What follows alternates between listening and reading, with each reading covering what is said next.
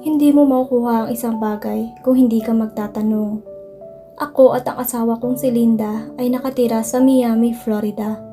Nang kasisimula pa lamang ng aming self-esteem training program na kung tawagin ay Little Acorns para turuan ang mga bata kung paano umiwas sa droga, sexual na kalaswaan at iba pang hindi ka nais-nais na pag-uugali.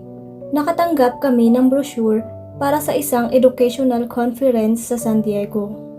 Nang basahin namin ang brochure at nalaman na ang lahat ng tao ay pupunta roon, napagtanto namin na kailangan din namin pumunta. Pero hindi namin alam kung paano. Nagsisimula pa lamang kami, patuloy na pinapagawa ang bahay at halos maubos na ang aming personal na ipon.